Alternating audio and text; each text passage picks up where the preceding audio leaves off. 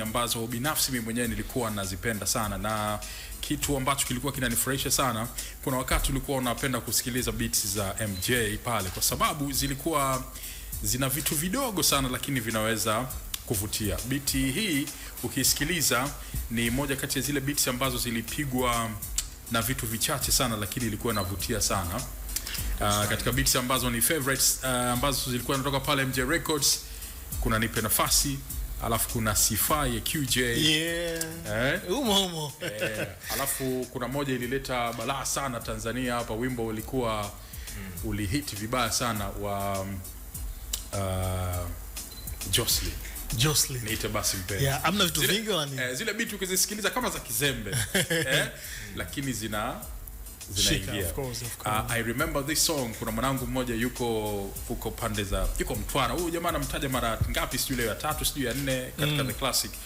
Anaitwa Sospita Magumba. Huyo kama ambao Fidkio na watajaga watu wake, huyo mimi huwa namtaja sana kwa sababu huyo jamaa nimetembea naye sana kwa mguu sana, yani mwachasi mingi askari wa miguu. Yani huyo jamaa nimetembea naye sana kwa mguu. Shout out to him kwa sababu yeye yuko zake Mtwara hapo anafanya kwenye hizi media. Ila jamaa nimepata naye tabu sana, maana kuna kipindi tulikuwa hatuna nauli, yani unaweza tukawa na nauli ndogo, nauli haitoshi, kwa inabidi mchague. Kuna nauli na kula katika viwili, kula au nauli, mchague mpande basi au mle na kula yenyewe sasa pale Buguruni pale Max tunatokea Ilala DSJ kule tunakula mdogo mdogo, unavuka mpaka Rozana unyoosha kule Buguruni Shell. Sasa pale Buguruni Shell pale kulikuwa kuna juice fulani ya miwa ambao ukipiga kombe fulani hivi, yani ile juice ya miwa ina tabia kukushibisha. Unaona hapa tutaenda mdogo si hapo tu mbele napitia tuko hapo.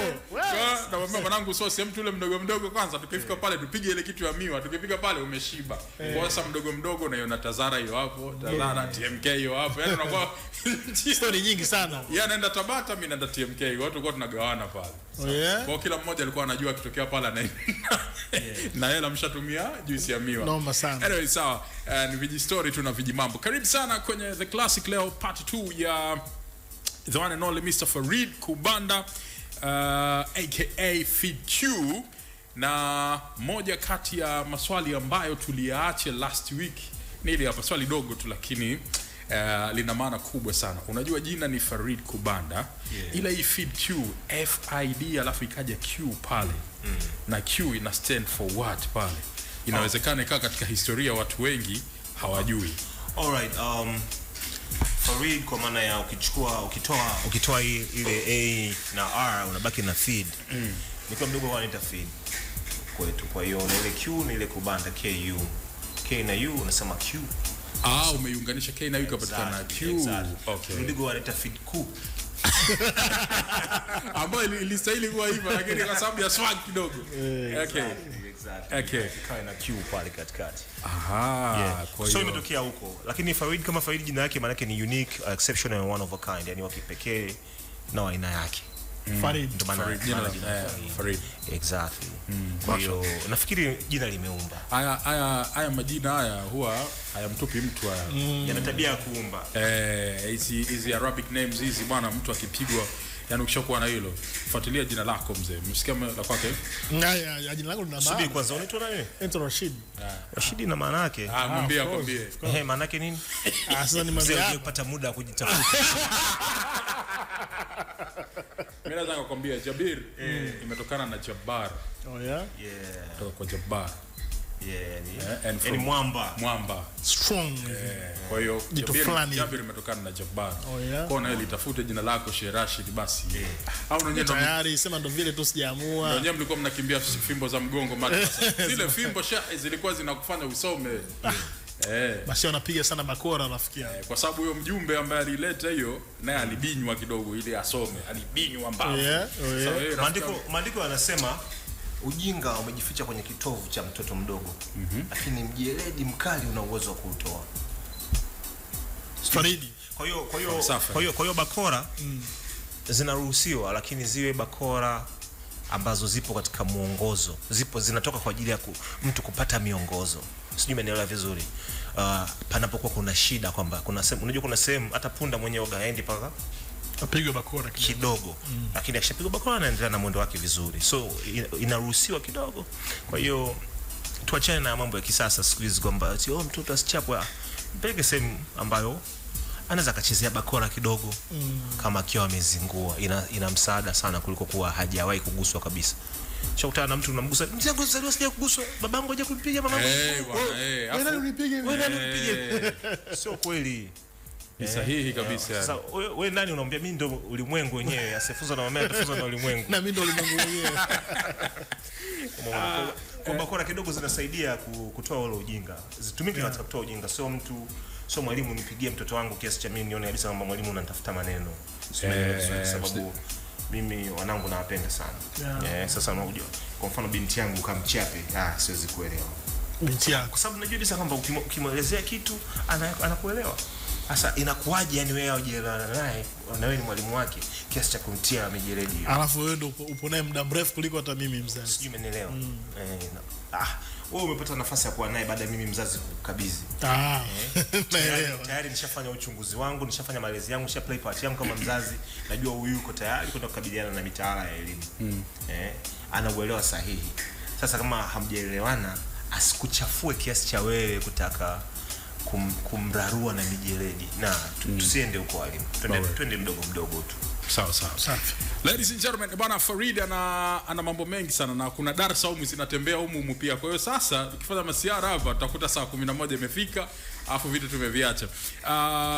Last week tuliangalia walau kwa kiasi kidogo sana Vina Kati Mwanzo na Mwisho, album ya kwanza ambayo kimsingi tunaitazama kama ni classic album.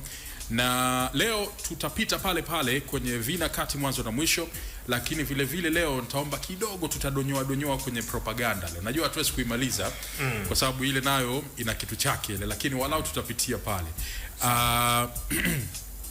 Ninataka uniambie jambo moja FQ. Mara nyingi sio kwetu tu, hata kwa wenzetu wote album, debut album huwa lazima iwe classic kwa walio wengi. Ni wachache sana ambao ya kwanza isiwe classic, labda akapata ya pili, lakini kwa walio wengi huwa inakuwa ni classic. Ukisikiliza ya kwako tunaihesabu ni classic. Na wakati tunaanza the classic hapa show yetu ya kwanza tulimwalika bwana Dunga, tukamwambia ili manake tuliweka uzuri kabisa, ili album iwe classic na song inatakiwa iwe nini, akasema walau 60% iwe imeleta athari kwenye jamii, ambayo Vina Kati sawa sana katika tafsiri yake. Ambayo Vina Kati Mwanzo na Mwisho tayari ilileta hiyo athari na propaganda as well. Kwa hiyo labda uniambie wewe kwa nini kwa experience, kwa nini debut albums nyingi zinakuwa lazima zina classic? Kuna machungu huko ndani anaelezwa na nini? Huwa zinakuwa classic au huwa tunaziita magnum opus, yani kwamba mtoko. Kwa maana kwamba ndo kunakuwa inakuwa imebeba ndoto ya yule msanii, kama nilivyo taarifu last week. Msanii kuwa msanii unahitaji kuwa na album. Kwa hiyo ile album yako ya kwanza tunaita mwili wa kazi, body of work. Kwa hiyo ule mwili wako wa kazi ndio unakuwa unakuelezea wewe na uwezo wako katika mada mbalimbali, maudhui mbalimbali. Sisi tumeelewana vizuri kwamba humo ndani kuna ngoma na sijui za mapenzi, inawezekana uko katika mapenzi au umetendwa. Kuna ngoma ambazo umejadili masuala ya kisaikolojia, kiuchumi, kijamii, kwa hiyo ndio inakuwa inakuelezea wewe msanii kabisa. Na zaidi inasaidia kupaint ile picture, kuchora ile picha ya wewe ni aina gani ya msanii na aina gani ya sanaa ambayo unakuwa unafanya. Na ndio maana mara nyingi huwa zinakuwa kali, lakini siku hizi zimekuwa sio kali kwa sababu unakuta wasanii wako chini ya lebo. Kwa lebo unakuta inampangia kila kitu nini cha kufanya na vitu kama hivyo. Umeona? Kwa hiyo unakosa ile hisia halisi ya msanii. Ule uhalisia ule wa msanii unaokosa, kwa sababu tunapozungumzia kwa mfano kama hip hop ni realness of reality. Undani wa ule uhalisia. Sijui umeelewa vizuri. Sasa unapokuwa ni kama ulipangiwa ufanye kitu hiki, badala kile kitu ambacho kwa umetarajia kukifanya inaweza kukutoa katika mstari ukashindwa kuwa master of your own craft. Lakini pia huwa tunasema kwamba hawa wasikilizaji wetu hawajui nini wanachotaka kukisikia mpaka tuwasogezee masikioni. Sasa unapokutana na record label nakwambia nasikia wewe sasa inabidi upige benga fulani kama la kuchezeka hivi. Dondiko. katika huku inabidi umtupia labda Mario na nini. Sasa unakuta wewe hardcore rapper. Labda wewe kimbunga. Kimbunga mchawi. Alafu mwanao unajua kimbunga rafiki. Unakuta wewe kimbunga, yani mawazo yako wewe unataka upige ngoma, labda umshirikishe Maukolimba. Umeelewa vizuri, au umshirikishe Walter Chilambo. Unabeba na wewe sasa bana, ili upige dude la kutoka inabidi upige labda uchape na Mario. Utaenda kuchapa naye kwa sababu leo umekuelekeza huko, na pengine unaweza kadeliver kitu ambacho kiko solid, lakini mwisho wa siku inakuwa sio wewe, so design yako wewe ambayo kwa umeifikiria hapo awali. Kwa hiyo wasanii wengi wamekutana na hivyo saizi, ndio maana album zao nyingi zinakosa ile there is something missing, ambayo ni kama soul. Ni kama unatengeneza muziki kwenye AI, kwenye akili mnembe. Akili mnembe inaweza kutengeneza muziki, inaweza kutengeneza beat. Yes, mnemba. Inaweza kutengeneza beat, inaweza kutengeneza mashairi. Sahihi. Sawa. Lakini sasa utaiambia akili mnemba niandikie mashairi kama ya Fid Q. Yenyewe itaenda kuandika kupitia kazi za Fid Q ambazo ameshawahi kufanya. Kwa atajaribu kuweka mule kupigia ngumi ya jicho na wewe mbuluze sio nini. Atajaribu kugusa lakini huyo sio Fid Q wa hivi sasa. Kwa bado inakuwa inakosa ile soul ndani yake. Kuna kitu kina miss. Umeelewa vizuri, kuna uhalisia fulani, kuna nakshi fulani ya uhalisi inakuwa inakosekana. Vivyo hivyo inawakuta hawa wasanii ambao wengi wanafanya kazi za muziki kwa miongozo, kwamba saa hizi muziki huu ndio unatakiwa ufanyike, kwa hiyo fanya hivyo namna hiyo. Kwa hiyo wanakuwa wanakosa hicho kitu.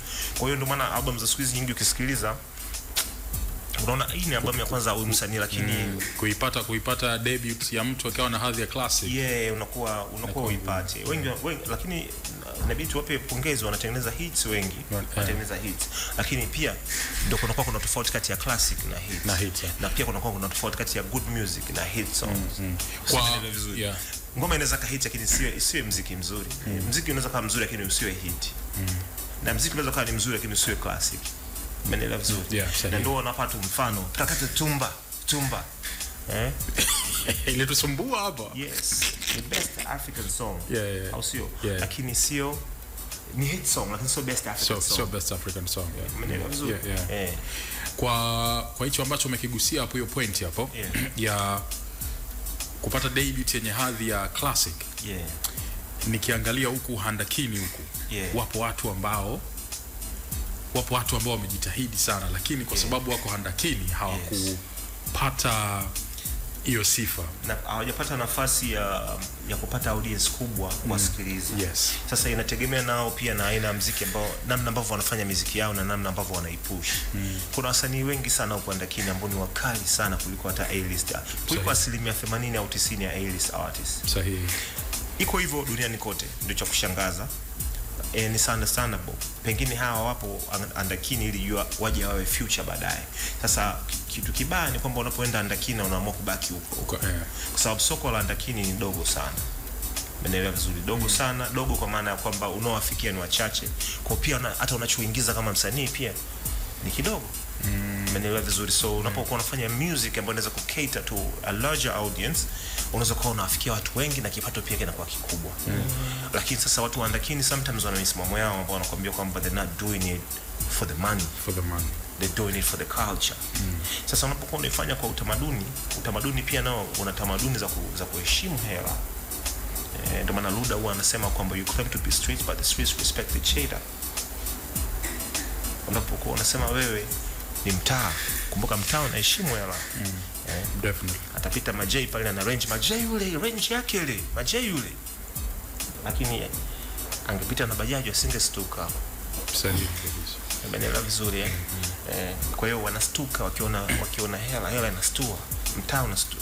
Hela inastua mtaa. Kwa unapokuwa una claim wewe ni mtaa, kumbuka mtaa pia unao unastuka ukiona hela. So mimi nakuelewa vizuri kabisa. Maneno mazito Sheikh kabisa. Kwa hiyo end of the day tuangalie namna ambavyo tunaweza tukaifanya itutengenezee mazingira kuweza kujitengenezea maisha. So lazima upate hela nyingi, lakini unaweza kupata hela fani kidogo ambazo zinaweza kusababisha kuwa comfortable enough kwa msaada kwa familia na vitu kama hivyo. Sio na excuse ndogo kwa sababu tu umechagua kuwa andakini. Wakati unaona sanaa ambayo inaweza kaingia sokoni vizuri. Sawa. Na ninasema haya nikiwa huwa nasema siku zote kwamba mimi sio msanii wa soko, sanaa yangu iko sokoni. kwa maana kwamba not an industry artist but you know an artist in the industry. Umeelewa vizuri? Born to DMX iko hivyo. Shukran sana kwa maneno mazuri sana, na kwa wanangu ambao bado wako handakini wanaweza kuchukua wakachuja, ukiona inafaa basi tunaenda na kazi. Unafanya kazi sahihi kabisa. So ladies and gentlemen, Feed Q tunaendelea naye. Remember tunayafanya haya yote lakini tukiwa pia na jambo moja zuri sana ambalo tuko nalo mbele yetu, na jambo lenyewe ni Bongo Flava Honor ambayo itakwenda kufanyika tarehe 2 mwezi wa 5, na safari hii bwana anayepewa heshima ni Feed Q. So kimsingi unafahamu kile ambacho kinafanyika, tunakuwa tuna masaa mawili pale ya performance, lakini kwa safari hii bwana Feed Q ana masaa 3.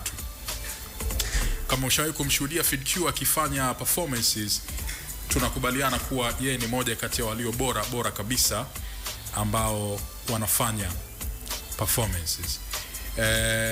Moja ya performances ambazo nilishuhudia na nikaridhika nikaondoka, kuna ile moja ulifanya samaki ile ilikuwa ya kitaolojia ile.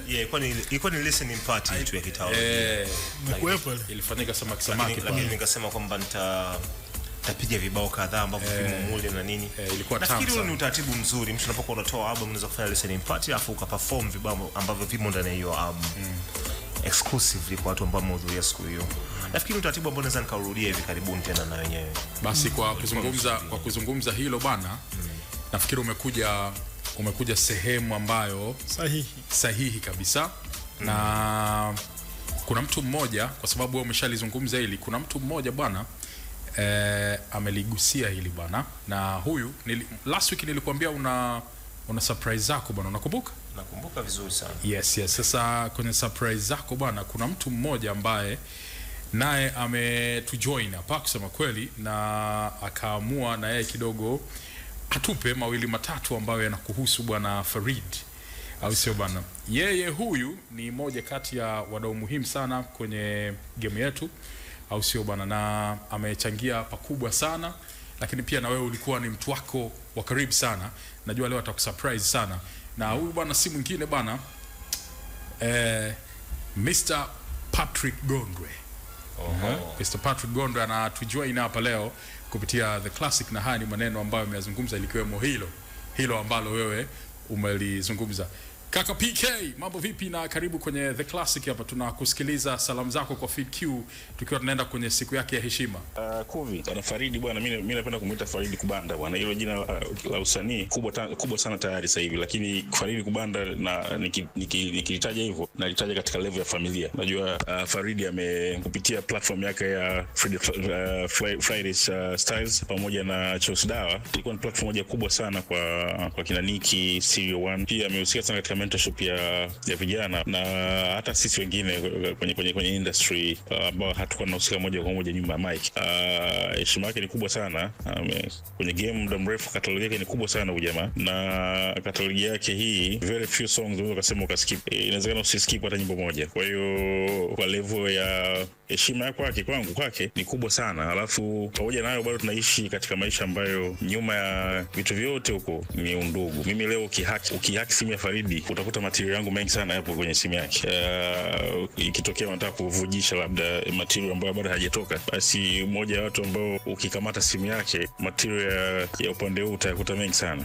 Kwa hiyo yeye Mwana FA, watu aina hiyo ni watu ambao tumekuwa katika mazingira ambayo wengine tulikuwa kwenye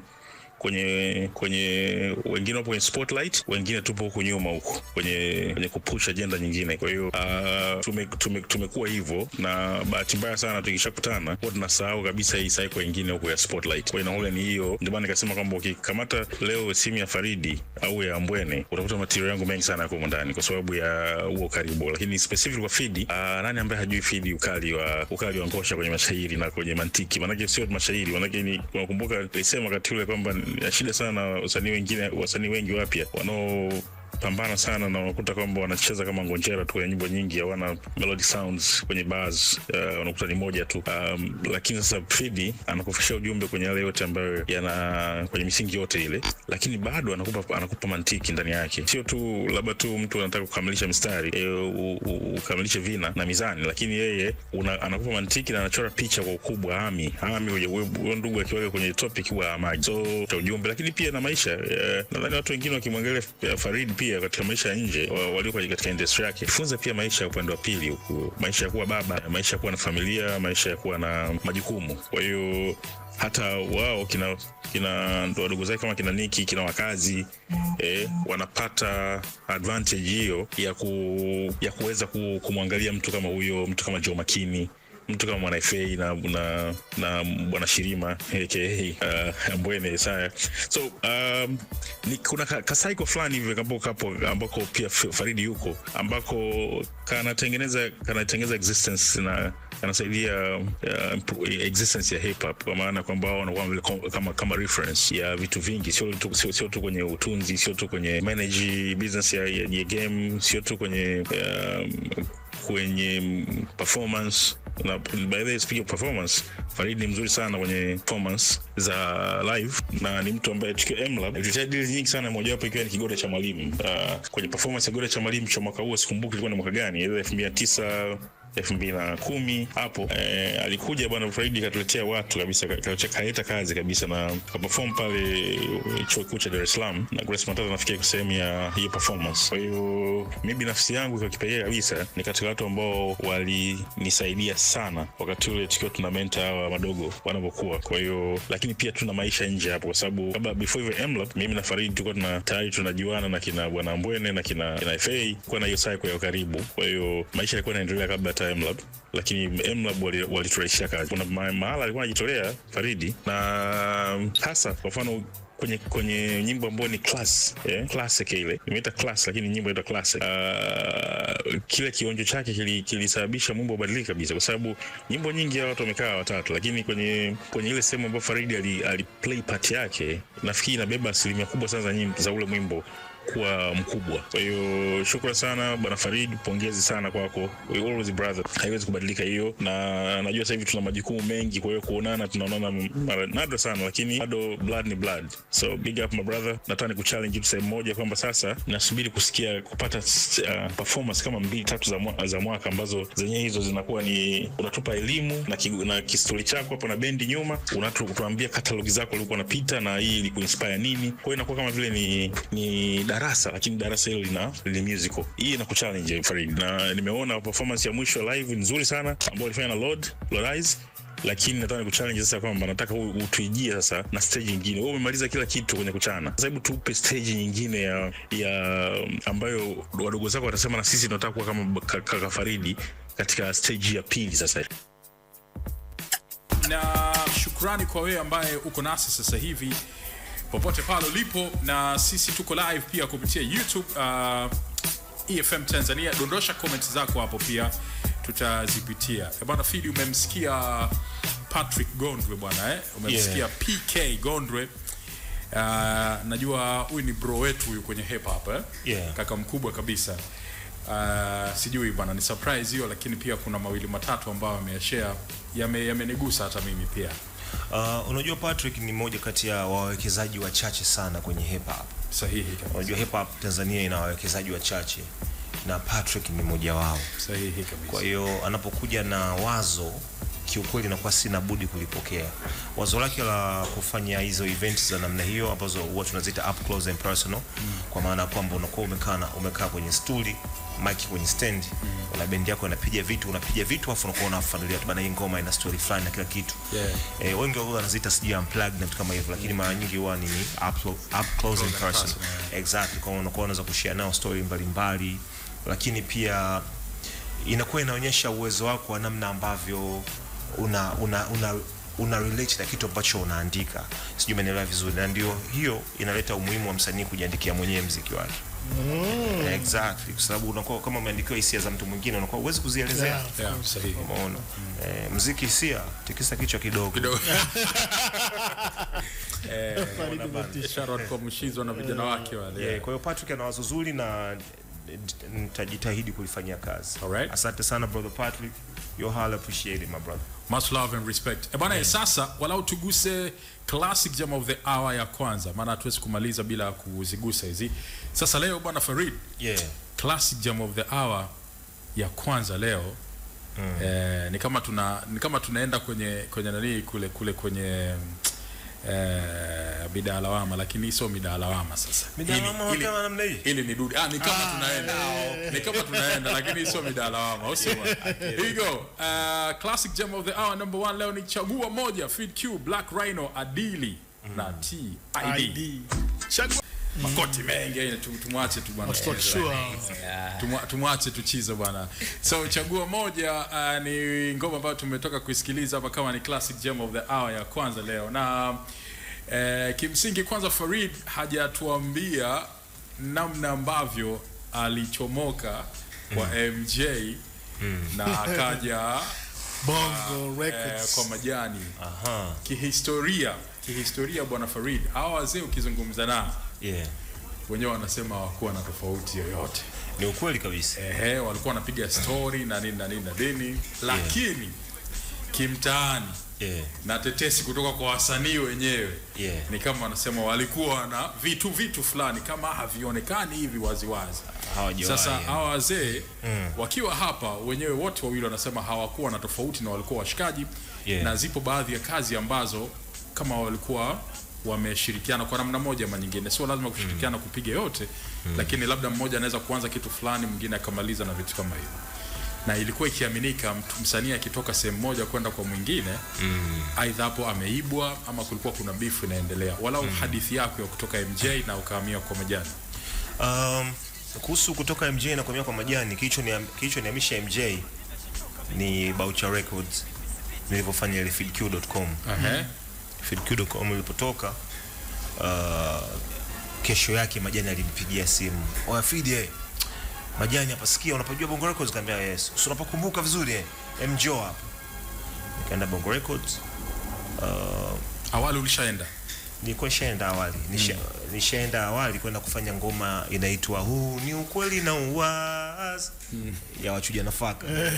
Exactly. Kwa nilienda pale nikapiga verse, akanikubali sana. Sasa alikuwa yuko busy, akaendelea na shughuli zake. Umeelewa? Yaani hakunizingatia zaidi. Alipenda sana verse yangu. Alimwambia necha mchuzi uliomleta kama vipi, kama sio mkali nafuta verse. Mimi nikaenda nikapiga verse kali, akasema hii verse kali sana. Lakini alikuwa na mambo mengi, kwa concentration ilikuwa iko chini sana. Nikaondoka zangu. Sasa nilivyotoa.com ndo akanivutia wae. Bana FeedQ hapo wewe. Bana naomba uje Bongo Records. Kwa nilivyoenda Bongo Records, nilipofika tu jamaa, bana vipi fresh? Bana SK.com sio mchezo. Nikatengeneza kampia Castro ikatengeneza. Poa sana hii. Sasa msikie hizi. Anaanza kunipigia beats tofauti. Ikiwepo na hata moja kwa na beat ya Mwanza wala beat ya Chagua moja wala beat yote ambayo nimetumia hapo hamna. Alinipigia beat fulani tulikuwa tunatengeneza Huu na Yule remix. Ndio ngoma yangu ya kwanza mimi na majani kurekodi. Ilikuwa ni Huu na Yule remix. Alinipigia bonge moja la beat linabadilika mbele kwa full na linabadilika linarudi hivyo. Tukatengeneza Huu na Yule. Kwa bahati mbaya zile enzi ambazo unasikia ngoma bana mzee imefutika mzee. Huu na Yule remix ilifutika. Yes, na ilikuwa kali kweli. Tumekosa kitu hapo. Sasa baada ya hapo akagundua kwamba mimi nina ngoma kichwani tayari. Yaani mimi nilikuja kama msanii fani ambaye nina album kichwani. Tena nilikuwa na album 2 kichwani. Sijui umeelewa vizuri. Nakuelewa vizuri. Sisi tunachukua maelezo. Kwa gharama ilikuwa ni beat tu. Jamaa gonga midundo, mimi napiga bars kama kawaida. Kuna hasira nyingi sana. Yaani ndo nilikuja hivyo. Sasa wakati amenipigia simu, ameamua bana wewe utafanya hapa Bongo Records. Aliamua kwamba anataka anifanyie album. Yeye alikuja na wazo la album kabisa, sio ngoma moja wala mbili. Kwa hiyo ikabidi nimrudie MJ nimfahamishe, sikia bana P-Funk kanivutia waya bana. Ananiambia kwamba anataka afanye na mimi album. Na maisha yangu yote mimi nilikuwa nahitaji album. Yeah, sure. Tafadhali naomba ruhusa yako. Kwa maana ipi? Kwa maana kwamba maisha yangu yote mimi nilikataa kuwa mtu ambaye anatokea dirishani. Nilikuwa nataka sana kutokea mlangoni. Unapotokea mlangoni unaondoka na baraka za watu na kila kitu, unaondoa ile competition. Plus baada ya kuwa nafanya kazi na P-Funk nimejikuta mara nyingi sana na hang na P-Funk na Master J kwa pamoja. Kwa hiyo swala la uadui wao halijawahi kuwepo. Sure. Mimi ni shuhuda, ni hang nao same tofauti wawili, na mimi ndo nilikuwa msanii peke yangu. Na wao kwa ndo matajiri zangu, wananulia drinks nini na vitu kama hivyo. Bana Master alikujaga hapa akasema sometime bwana P-Funk amekuwa akinichukulia vijana wangu bwana. Na ukubali lakini anafanya kuwa sasa yeye imani yake ilikuwa ndogo ya kufanya na mimi album. Aliniambia kwamba sikia, mimi nakukubali wewe. Wewe uko na dude lolote wewe njoo record, lakini album tuendelee kumsikilizia Muhindi. Mimi nilivotoa.com kumbe Muhindi kamvutia waya P-Funk. Okay. P-Funk. Huyu FeedQ unamrekodi wewe? Ana hii.com unamrekodi wewe? Akamwambia hapana, lakini naweza nikampata. Fanya naye album huyo. Kwa mimi nilifanya album kwa P-Funk. Muhindi alihitaji album. Kwa hiyo mdosi sasa, kwa hiyo yani mdosi baada ya kupiga kwa Master akapiga huko kwa sababu ya dundo.com limetoka kama mtu ambaye anaweza kalipiga kama majani sure vizuri. Kwa nikakuta majani tayari shakata dili na Muhindi siku nyingi. Kwa hiyo tukaanza kufanya album. Okay. Hapo hata Master atahisi kama kuna dili lili kwa sababu mpaka naenda kufanya .com nilitoka zangu MJ nikaenda zangu Boucher Records na alika nivutia waya bana, sikia brother yangu yule Boucher kaja na vyombo joto vifunge ufanye album yako kaka. Mimi nilichokuwa nahitaji ni album tu. Kwa hata kauli ya Snali Snoop Lee sasa apendi kabisa mwite Snoop Lee zamani Snali unaweza kumchafua sana. Kwa hiyo anapenda kuitwa Snali tena Lee yenyewe ipendi. Ukimwita Sna anafurahi zaidi. Kwa hiyo ndugu Sna sasa hapo mwambie huko kuna Snalicious huko ni dada ambaye anatangaza EFM. Sasa nafikiri ndio maana mama kubakia na Sna. Kabakia na Sna muda mrefu, mwaka kama wa 4 hivi au 5. Ndio akaleta balaa. Okay sawa. Shout out to him popote pale alipo. Yuko zake Ujeru saizi ana familia nini. Nilijua yuko UK, yuko Ujerumani. Yuko Germany. Na he's doing very well. Akija hapa bwana tunamhitaji kwenye hii meza. Mmoja wa watu fulani vilikuwa na safari ya Ulaya, ukimcheki anaweza akakupokea mahala nini akakuintroduce mitaa. Akunji yani ametangulia ili aweze kupokea watu. Sasa kuna ile bwana anakuja hapo kifika airport unajikuta uko alone. Anakuzimia. Nimezisikia hizo watu wanazo lakini noma. Nafikiri sio kitu sahihi. Tutafika kutajadili hiyo. Tuje na hii kwanza. Kwa hiyo akaniruhusu kwamba jamaa mama kupa album wewe. Basi poa. Fanya naye. Kwa hiyo niliruhusiwa na MJ kwenda kufanya kazi na P-Funk. Okay. Lakini nilipofika kwa P-Funk akakuta tayari shakata dili na Muhindi. Kinachotakiwa ni album.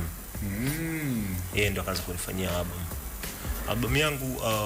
Nafikiri pia alikuja kuielewa baadaye. Unajua alikuja kuniambia mwaka mmoja baadaye tumetoa album kwamba oi, nimekaa chini na kwenda kusikiliza vizuri zile ngoma zako. I think wewe ni mwandishi noma sana.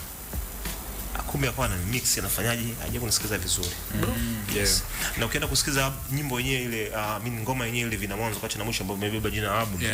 Utagundua kwamba haijamixiwa ile. Yes. Ni rough aliweka. Kwa hiyo ni kama nafikiri sikuwa msanii wake pendwa. Haukuwa chaguo lake hivyo. Ni kama mama tu aliforce king mama. And it's understandable, unajua mtu anakuwa na options kibao. Unajua mtu ana katika roster yake ana Juma Nature, kina AY wapo kule, ana Chemo wapo, kina AY kufanya nini, nafikiri ngoma 1 2 3 moja yake, nyingine za kama za kushirikishwa. Ana kina Professor J, kuna kina Soul Thing, Wavina Utacha na wengineo. Nafikiri nimechelewa kuwa msanii pendwa hapa P-Funk. Hapo blaza nimekuuliza. Dili alinegotiate yeye na Muhindi. Wewe kuhusika kabisa. Album nyingi ambazo unasijua wewe za zamani za miaka yetu zile za zama kama za vina mwanzo kati na mwisho na nyinginezo zote zilikuwa zifanyiki mpaka Muhindi awe ameconfirm biashara. Umenielewa vizuri? Yaani ni kama kuna flat rate. Kwamba bana hapa mimi nimeshafanya album cha kwanza labda tatangulizia labda milioni 20 au 30, tatangulizia ipo ya upfront. Ndio unafanywa album kaka. Yaani kama kuna flat rate. Kwa hiyo yeye kuiongea sio kama iko kinyume changu, hapana. Ni swala ambalo liko mezani. Yes, na producer kufanyia album ni kwamba unakuwa umeondoka na lile swala la stress za kumsumbua producer kurekodi bure na nini. Anafanya na wewe album, kwa anaweza katenga muda kwa sababu end of the day kuna hela inatoka. Bana Chizwa, nakurudisha kidogo nyuma. Kama utakumbuka issue ya Mzungu Kichaa alivyozungumza, alisema kwamba kilichomtoa Bongo Records pale, yeye alikuwa na safari, anataka kuondoka in 3 days. Alafu Majani kapigiwa simu na Mdosi. Mdosi anataka album ya Feruzi in 3 days. Yeah. Siku 3 hizo Mzungu anataka na Feruzi anataka. Sasa mzigo umewekwa mezani ni wa Feruzi kule kwa Mwindi. Kwa hiyo ikabidi amle tu kichwa Mzungu kichaa, akamwambia bwana wewe kaa pembeni, Mzungu ikabidi umeona. Kwa hiyo zamani na maana mzigo lazima utoke kule, yani album ilikuwa itoke kule. Ukirudia the classic ya bwana Hamadi hapa. Hamadi anasema yeye mzigo wake ulipoenda Mwindi kila akira na zako hizi hapa zimebaki zipo. Sasa hiyo ni katika mauzo. Hamadi katika mauzo sasa. Na inaonekana kweli hicho kitu kilikuwa kwa sababu nishaikuwa nimekaa na BDP Big Dog Pose. Nao walikuwa wananipa scenario hiyo. Kwamba unaenda pale unazikuta zile kanda zimekaa pale, anasema wewe mzigo wako hautoki. Mzigo wako wewe. Ni vitu ambavyo vilikuwa viko wazi. Sawa, turudie the track sasa, chagua moja yenyewe, namna ambavyo ilipigwa iliweza kukamata. Lakini the idea ya kuwaweka Adili, Langa, Black Rhino mundani na TID, how was it? Ni wewe mwenyewe ama Majani mwenyewe? Adili alikuwa mshikaji wangu sana, kuna naye mara nyingi. TID nafikiri nishamuelezea kipindi hicho chote kwa ni mtu wangu, tuna hang sana. Akina Rhino na Langa, Langa kwa ni mtu ambaye ananitembelea kipindi nakaa Kinondoni kwa wingi. Kama brother, kama mtu ambaye tunaelewana kisanaa na vitu kama hivyo. Kwa hiyo tukawa tuko close sana, tumefanya naye kazi nyingi.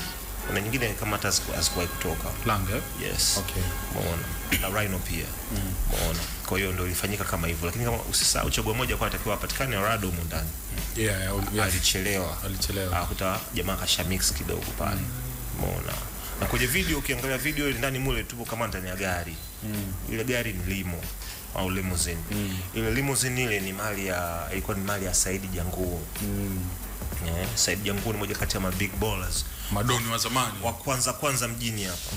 Umeelewa vizuri, kwa kuna tena Msomali sinano.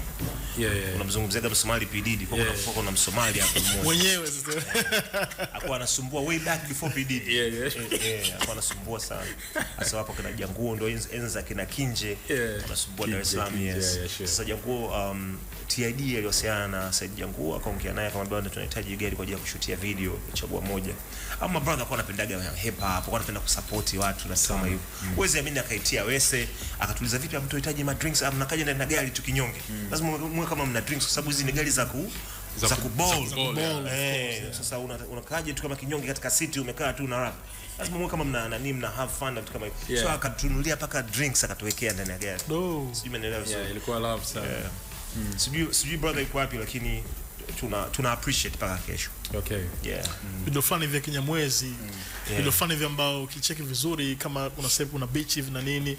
Hivi ile video ya nani ambaye alifanya director ambaye ni Muitaliano aloshuti video ya Mstari wa Mbele. Yule jamaa kipindi kile.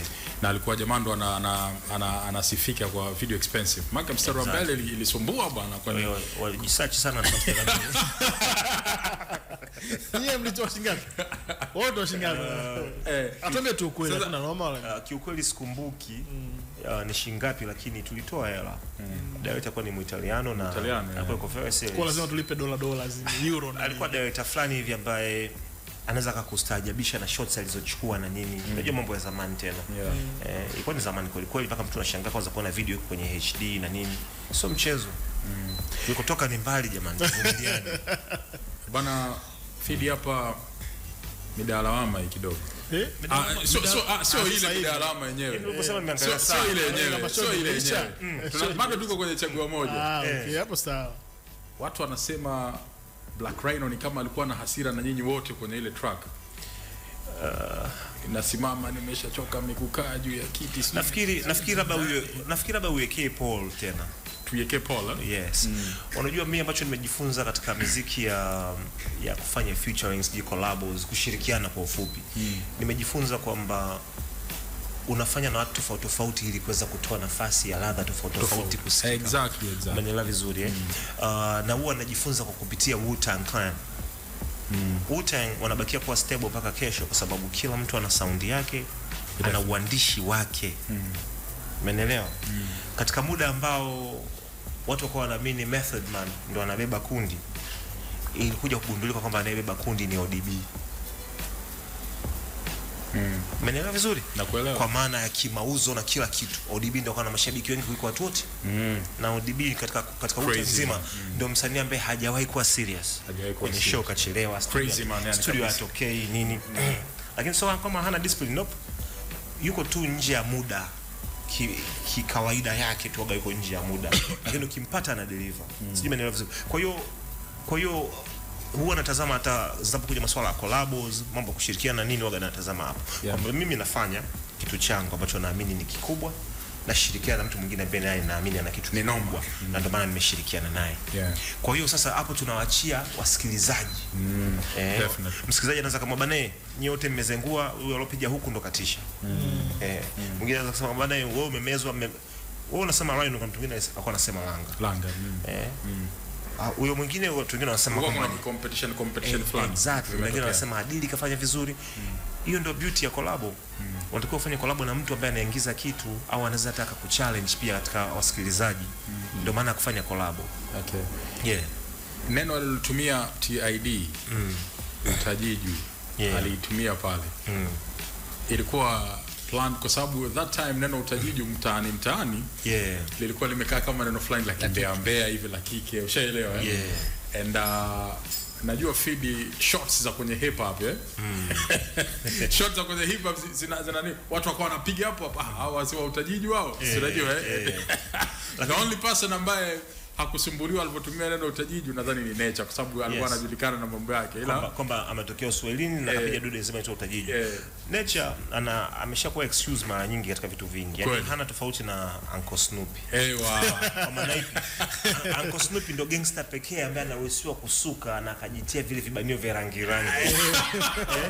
Sahihi. Asitokee mtu yoyote akasema kwamba bana wewe huyo anahusika na upinde. Vizuri. Sahihi kabisa. Nature pia amekuwa akipata hiyo permit kuweza kutumia maneno kama Utajiju, sio nini, ambao mara nyingi wanaweza wanatumia wanawake kwa Kiswahili na vitu kama hivyo. TID ilipiga ile, ilikuwa kama freestyle tu, tuko studio wote tukaipenda, tukasema hii inabakia. Something itabakia. Kwa na kwenu haikuleta shida zile shots na nini? Haikuleta shida kwa sababu kwanza hazikuwa zile zama za kiki or something. Iko ni part ya creativity tu, tulichukulia hivyo, na kwa sababu kwanza ilikuwa ni freestyle, so tukaiheshimu. Kati ya nyimbo zako bora unazo mwenyewe, maana kila mmoja anaanza kwake mwenyewe. Chagua moja, unaiweka wapi? Katika nyimbo zangu bora za kushirikiana, nafikiri ndio inaingia huko. Moja kati ya nyimbo zangu bora za kushirikiana, unajua unapoenda kuwashirikisha watu wengi na wote kuonekana kuwa wana impact, sio jambo dogo. Kuna collab za watu wengi sana, wameshiriki watu wengi, unakuta baba mwenye impact moja au wawili, ngoma ina watu 8 ndani. Sasa chagua moja na watu kama 5 na wote wana kitu special. Of course inakuwa ni jambo la tofauti sana. Ni ngoma ambayo hata leo wewe nenda tu pale kwenye muziki mnene pale, likipigwa chagua moja watu wanaamka, wala alihitaji shida. Kwenye show zote ambazo tunazipiga pale, likipigwa chagua moja yani utaliona kama hata vijana wa sasa wanaenda nalo yani. Kwa hiyo inaonyesha namna gani ni classic kabisa. Plus nimekuwa nikitumia mistari yake kama sehemu ya opening ya katika show zangu, sometimes ile kusuka au kunyoa kwa na mkono wa birika au kutoa kujenga taifa. Umeona, nimeishi nalo muda mrefu. Ni moja kati ya ngoma ambazo nimekuwa nikizitumia mpaka kesho. Ni kwa sababu gani? Kwa sababu mistari style bado ziko relevant mpaka kesho. Ni kama anavyoingia katika show na kupigia ngoma ya jicho. Ile ni .com mzee wangu, fq.com kabisa. Unajua ni ya mwaka gani? Au tunapoingia nasema kwamba anauliza kama na dem namwambia sina. Anaweza chana na same tatizo naitwa nani? Filiki. Ile ni verse ya kwenye namba 8 ya Das Baba. Sijui umeelewa vizuri. Kwa hiyo ni namna ambavyo zimekuwa zikiishi na zikiendelea kupokelewa kwa miaka na miaka, watu wa rika tofauti tofauti. Okay. Baada ya matangazo hapo tutarudi ndugu zangu, kwa hiyo baki nasi hapo. Hii ni The Classic na Fid Q. Belea na Gift Mkonya anasema mbu endelea kukiwasha bwana, nyota njema ya mtaa wa Goba. Haya, Gift Electrical System TV anasema classic pindi la wajanja, asante brother.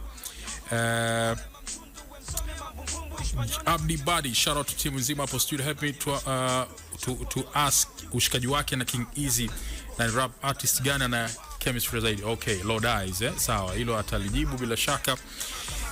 Muulize kama amewahi kumsaini rapper yoyote kwenye record label yake. Kama hajawahi, kwa nini hajafanya hivyo? Kama amewahi, atueleze changamoto ya kumanage rappers ni zipi. Okay, anaitwa Innocent Musha.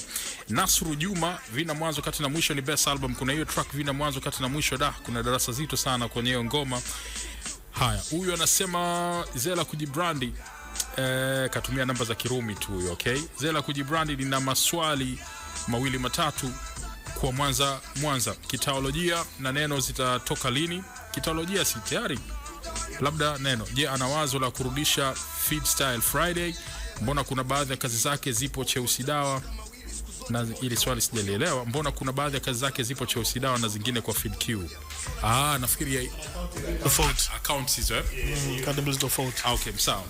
Anthony yupo Mwanza anasema okay, Jamali endelea pia, sema naomba uisome. Okay, imenipotea hapa, naona message zimekuwa nyingi, nitakurudia mwenetu usijali. Sawa. Okay, Joel Ganga anasema bwana Machisi tunaruka kopo za ngosha hapa. Hakika ni classic. Sawa. Beka, hongera kwa kazi nzuri. Feedkebo atuambia anamiliki nini kwenye muziki wake, master au publishing? Maana baadhi ya ngoma zake hatuzipati on digital. Master au publishing? Haya, sawa. Sawa, swali zuri. Hamna noma. Hongera kwa kudumu kwa muda wote. Feedq ni kiongozi kwenye muziki kwa muda mrefu. Hali ni mbaya kwa wasanii wa kongwe, wamebaki wakitegemea mirabaha pekee. Nini shida mpaka sasa hawalipwi pesa zao? Nadhani wasanii wa kongwe tuishia hapa. Endelea kuandika maswali yako pia, tutajaribu kuwapitia hapa. Chizo, nafikiri ulikuwa na swali kabla tujaondoka kuhusiana na chagua moja labda ama no, sikuwa na swali. Unasikika? Unasikika. Okay. Sikuwa na swali, baadaye nilikuwa nataka nijazie hapo. Amezungumzia namna ambavyo amekuwa akitumia kwenye opening ya show zake. Yeah, sure. Na nitaka nigusie kama kuna ile kitu anaita sing along parties kwenye song structures. Kwamba kuna namna ambavyo unawaacha mashabiki wawe direct waweze kuengage na wewe, yani wimbo unatoa ile nafasi ya mashabiki kuengage na wewe direct. Kitu ambacho nyimbo zake nyingi zimekuwa na hicho kitu. Mimi niko na swali pia, nafikiri kwenye hiyo kwenye alivyokuwa anafungua show nyingi sana tumeona amekuwa akitumia mashairi ya ngoma za zamani zaidi kuliko labda ngoma zake ambazo ni za hizi mpya ambazo zimetoka labda miaka hivi karibuni. Na sio tu Fidi, hata wasanii wengi ambao tumekuwa tukiona kwenye show zao, wasanii wa zamani wamekuwa wakiperform ngoma za zamani, watu wana bang zaidi kuliko ngoma zao ambazo zimetoka of course hivi karibuni. Kwa nini kwa wewe mtu kama Fidi, hata kwenye unavyokuwa unafungua ngoma za zamani mashairi inakuwa watu wanaimba kuliko sasa hivi? Well, kwanza sina tatizo la kwamba nikiimba ngoma za zamani ndio watu wana bang zaidi kuliko sasa hivi. Kwenye kufungua nazungumzia. Kwenye kufungua huwa nafungua na hizo lines kwa sababu tu ni kama reminder ya kwamba mistari hii na style hii imeishi. Ilikuwa ni futuristic. Umeelewa vizuri. Haikuwa kwa ajili ya kipindi hicho. So kila msanii ana uwezo huo kaka. Sahihi. Wasanii wengi tu wa zamani wana vibao vyao wamerekodi miaka 20 iliyopita, akipiga mstari saizi watu hawajui. Umeelewa Kwa hiyo sio hivyo. Sawa. Hicho cha kwanza. Nafikiri tuishie hicho cha kwanza. Sawa. Cha pili baadaye. Tunaendelea tuna classic jam of the hour number 2. Jamani, catalog ya huyu jamani kubwa sana. Kwa hiyo wakati mwingine inabidi tuende speed kidogo tuidonyoe. Remember, hizi tunazozisikiliza hapa ndizo ambazo inaenda kuchapwa pale tarehe 2 mwezi wa 5 pale The Cask. Make sure hukosi. Tuna muda mrefu sana hapa. Hivi Lukman ameshashare ni set list ngoma ambazo zinaenda kupigwa pale? Mimi hajanipa bado. Basi Lukman, kama unasikiliza fanya bana uzishare watu wajue. Wasijue kama wanataka kuongeza. Kama wanataka kuongeza tujue mapema. Lukman, fanya hivyo ndugu yangu. Najua unasikiliza hapa, fanya hivyo. Lakini kwa sasa hii najua itaombwa tu. Agosti 13 ni moja kati ya tracks nyingi ambazo wameshirikiana na Nature. Okay, baadaye tutamzungumzia Nature na namna ambavyo wameshirikiana naye, lakini Fidi yeye mwenyewe tu ana kwanza tuanzie na huu wimbo. Unajua hapo tayari chemistry na Majani naona ndo nafikiri ndo washaanza kukubali, sio hapo Mago umesema alichelewa. Hapo ikawa tayari Maki naona sio favorite. Nafikiri hapo ilikuwa iko tayari sasa. Alikuwa tayari. Yes. Pamoja na kwamba yenyewe hii inatajwa kama one of the hardest beats ambazo zimewahi kutokea. Lakini ni moja kati ya great beats pia ambazo Majani ametupatia. Mimi ni mgonjwa sana wa beat na kama kawaida umeona nimefanya AI tayari imefanya vitu vyake. Ishapa beat tayari. Ishanipa beat AI, ishanipa beat kwa nalo hapa. Basi AI kiboko sana. AI kiboko sana. Yenyewe hii beat bana, samani kwa kukatisha hii beat ilivyopigwa tu studio wote tulikuwa wewe. Adili kwa studio, nilikuwa studio mimi na Adili. Okay. Yes. Wakati anaipiga hii beat tulikuwa wewe kabisa. Bana, okay. Umeelewa vizuri. Kwa basi tulipatia pale studio.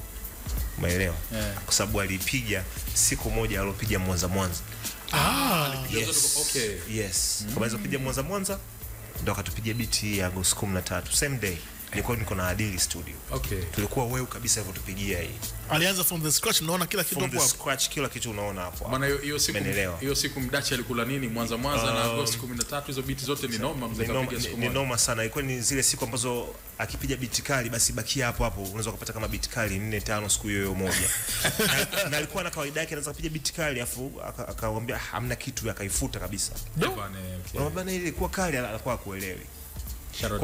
Kwa ufupi Mdach kwenye nzake alivyokuwa anaingia kazini sijawahi kuona mfano wake mpaka leo. When it comes to masuala ya production, to be very honest guys. Kuna siku ashakupiga beat kali kweli akasema eti ni mbaya akaifuta. Kila nikimuelewesha kwamba ile sio mbaya ananiambia hapana, unazingua ile beat mbaya. Tulia hapo nikupigie beat nyingine. Hivyo yani. Akapiga nini baada hapo? Akapiga beat tu nyingine haikuwa kali kushinda ile lakini hii feed ni kwamba unamwambia kiujazo kama Mdachi siku ile ulizingua. Yaani anapita direct au vipi? Ni level yake ya creativity ilikuwa iko tofauti kidogo. Kwa na evolve kwenye sayari nyingine. Kwa hiyo siku hizi kama akachukua break hivi ataka kufanya mambo ya production, yupo kibiashara zaidi na mabiashara yake anafanya na nini. Lakini kiukweli kabisa anapokuja swala la production, music production, Mdachi alikuwa yuko level za tofauti sana. Noma kabisa. Kuanzia quality ya sound, beat anazotengeneza tofauti sana. Nafikiri kapambania kwa 100% ya muziki wetu sisi kuwa namba 1 kwa Afrika Mashariki. Sahihi. Yes. Unajua inapokuja swala la muziki Afrika Mashariki tunaanza Tanzania Yaani hiyo hawabishi kokote. Nimeenda Rwanda, wameniambia ndio hivyo mkubwa. Nimeenda Kongo, wameniambia ndio hivyo mkubwa. Nimeenda Uganda, ndio hivyo.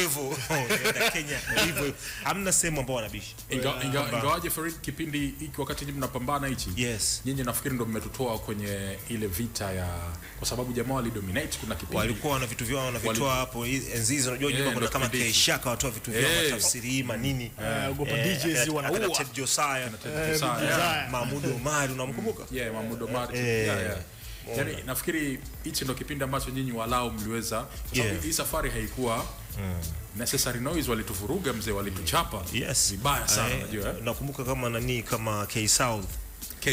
Lakini sasa kwa jinsi Majani alivyokuwa so mtu mzuri yani wale wote walikuta wanasafiri wanakuja huku kwa ajili ya kufanya production exactly kama mashaka kuja kufanya album mzima huku K South walihamia huku wote walikuwa wanakuja huku. Kwa hiyo ana mchango katika kufanya muziki wetu huu wa bongo kuwa namba 1 Afrika Mashariki. Yani Afrika Mashariki when it comes to music hamna mtu ambaye anatushinda, kwanza si Uganda, si Kenya, si kokote. Yes. Sahihi. Inapokuja swala la muziki sijui tumeelewana vizuri. Swala la muziki hamna ambaye anatushinda East Africa. All right. Sahihi. Shout out to Salama Jabir. This intro iliyopigwa humu inawezekana ikawa ni intro kali zaidi katika historia ya rap music ya wimbo. Nafikiri inaweza kawezekana. Karibu Chizo. Kuna namna yote ambayo ilikuwa inspired na December 4th. December 4th ya Jay-Z jamani na anazungumzia Sean Carter was born to nini? Kubanda alizaliwa Agosti 13. Sina kumbukumbu hiyo ya kuwa inspired na December 4th to be very honest. Kwa sababu kwanza kipindi hicho mimi nilikuwa ni mtu wa nas sana. sijakuwa mtu wa Jay-Z. Mimi nilikuwa mtu wa Jay-Z baadaye sana. Baada ya kuja kujifundisha biashara ya muziki na vitu uwekezaji na nini. Ndio nikaenda nikamsikiliza jamaa nikaona naye ana kitu cha tofauti. Ndio kaanza kumsikiliza. Wengi tulikuwa huko kweli kabisa. Wote tulikuwa watu wa Nas. Watu wa Nas. Kwa hiyo sijui ni inspiration zipi, lakini mimi nilihitaji mtu ambaye anaweza kaongea Kiswahili fasaha afanye kama introduce. Matter of fact nilikuwa nahitaji mamangu ndo aje aongee, basi ndio ingegoma mle kwa sababu kule ndio nikagundua kwamba ingeweza kugonga katika hiyo December 4th. Ndio maana tukamtafuta Salama. Sasa Salama kipindi kile ilikuwa ni mgumu kumpata, kwa unajua kwanza kumfikia so mchezo kidogo. Sio psycho yako kaka. Kama sio psycho yako bora umemalizana naye. Nafikiri chizo kamalizana. Bora mmemalizana wenyewe. Sawa. This intro nafikiri anyways tunaweza tukairate hapo kama ni moja kati ya intro kali sana. Kwa kufananisha na intro zipi? Unapokuwa unapenda kurate kitu unaona unataka kufanya comparison. Hebu nitajie intro gani nyingine labda ndio maana intro ambayo ina kali sana ni ile kama ya East Coast, ngoma kama walifanya East Coast, of course Jike na washikaji zake wale. Kuna ngoma ambayo inaitwa Okay Itikadi. Moja kati ya intro kali sana ile. Intro yake ikoje Itikadi? Itikadi kuna intro. Kuna intro of course. Kwa sababu unajua kwenye hip hop zipo mfano moja kati ya intro ambayo baadaye ndo tukasema hii kidogo inaweza ikawa imebeat pale. Kuna nyingi zilikuwa za hardcore. Mananta. Maismuka. You know that alafu kuna ile hata ndio zetu pia na intro kali sana. Makamanda. Oi kali nye TMK. Yani hizo ni baadhi. Nyingi zilikuwa ni zile nyimbo za hardcore zilikuwa zina hiyo. Zina hiyo rap kali. Yes. Of course mimi binafsi huwa na ile Mananta na hii December. Sema credit zake pia mtu kama Darasa anajitahidi sana kuzingatia intro na outro. Kama katika ngoma ipi nyingi nimeona amefanya kuna kwenye level ya hizi si yazungumzia in terms of level lakini ni kama kitu fulani ambacho kimekuwa hapo katikati watu wamekuwa wakineglect sana. Of course nafikiri nini swala tu la ubunifu. Unajua so lazima kila muziki uwe na intro na vitu kama hivyo. Na ambako kuna ngoma kibao zina intro, mtu anaweza kaanza tu na yo akaendelea unaelewa vizuri, lakini na so lazima kwanza na yo pia. Lakini katika ngoma zingi yo imekuwa ikitumika kama ndo intro. So muhimu. Cha msingi ni wakati tunafanya Agosti 13 tulitaka tufanye ngoma ambayo inamtambulisha Fid Q ni nani. Lakini Agosti 13 ndo ngoma yangu ambayo mimi naita ngoma ndo naita party song kwamba na celebrate maisha. Nimezaliwa Agosti 13. Kwa hiyo nilikuwa nataka kama kutengeneza kibao ambacho kinanitambulisha mimi nimezaliwa na mimi ni mtu gani baada ya uzao wangu. Sijui umeelewa vizuri ndio maana ndo Agosti. Ndio maana nikaanza kwa kusema pale kwamba nahisia kaza Bob Marley ngazifanana na Ziggy. Tangu Agosti 13 nilozaliwa nikajiita Fid. Kwenye ukoo wenye chapa kama Mayuko boss wa Zumo ukatokea wakati wa njaa ulipotoka Umewa Mavuno. Kwa nini ukatokea wakati wa njaa ulipotoka Umewa Mavuno? Dingi haonekani nyumbani, majukumu yote mamangu. Nimeona nimejifunza mengi kwa kujiongeza kivyangu. Sijui umeelewa vizuri. Kwa hiyo nilianza kufahamisha kwamba mimi na hisia kaza Bob Marley ngazifanana na Ziggy. Mimi sio mtoto wa Bob Marley kabisa, lakini na hisia kama zake. Lakini nimetokea katika ukoo wenye chapa kama yuko boss wa Zumo. Manangu kwamba mimi background yangu nilikuwa akishua kabla ushua hujapotea. Ulipoteaje? Ulipotea baada ya Dingi kwa haonekani nyumbani, majukumu yote yakaya japo kwa mamangu. Kwa maana yake ni kwamba nakukumbusha kwamba mimi ni product ya single parent house, nyumba yenye malezi ya mzazi mmoja. Umeelewa vizuri? Kuna kwenye hiyo intro pale nikibaki kwa Salama hapo anasema kuna time bibi alikuwa anaona kama vitu havieleweki. Was this true ama ilikuwa tu kunogesha? Bibi alikuwa anaona unataka kudata hivi. Bibi yangu anapita, mimi nifanikiwa kuwa na chumba tangu nikiwa mdogo. Na chumba changu nyumbani. Na naiweka iwazi kwa sababu tunajua familia zetu sisi za Tanzania tunapata kuna mwana mwingine anakausha tu sebleni na nini. Yaani kweli kabisa, sahihi kabisa. Unajua sio masuala ya kucheka, yani maisha tujue. Mimi nakuelewa vizuri kabisa Bitkasi hiyo. Kasebuleni mapema kulala. Sasa hiyo umegusia na kukatiza kidogo. Hiyo nakugusia.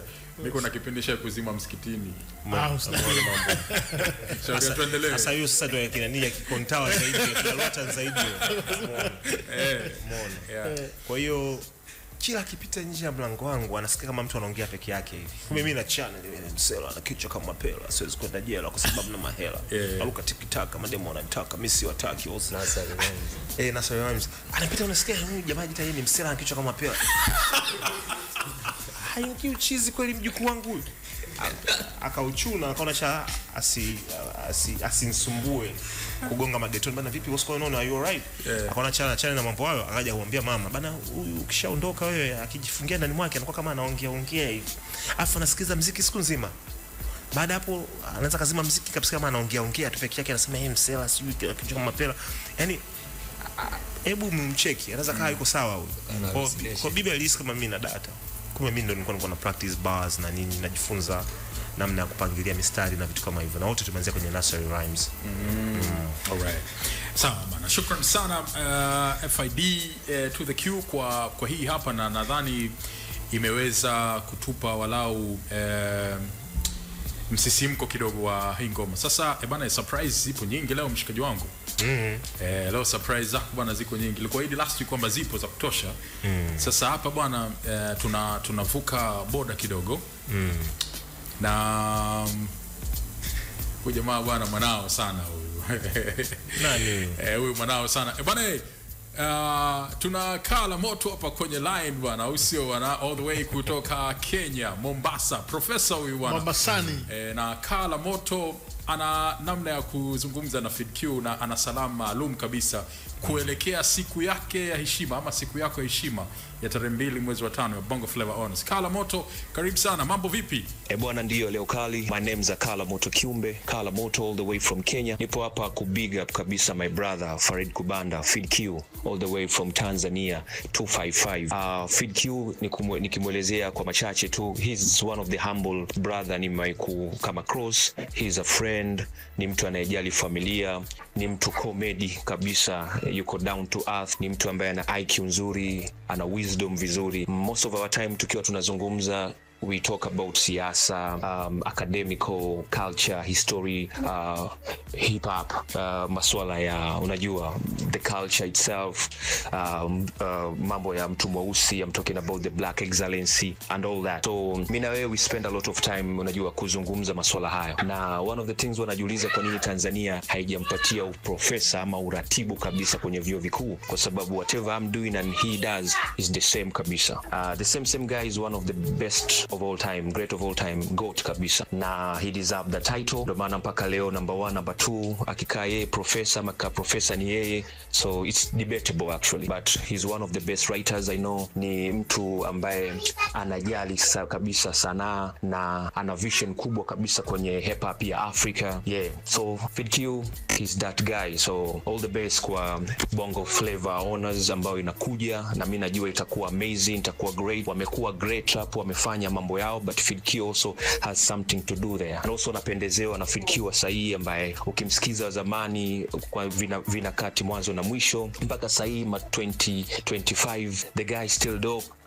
Delivery, anavyo attack subject matters, anavyo decompose katika ushairi, anavyo connect na the new peeps, anaonyesha kabisa kwamba he's here to stay. So all the way, peace and love my brother, one of my good mentors actually, na mtu ambaye nimekuwa namsikiliza since wao wameanza before us, na it's good me having a friend kama yeye in our lifespan. So all the best, EFM, peace and love. FIDQ, Farid Kubanda, we are out here listening na kusubiri the greatness. Peace and love my brother, thank you.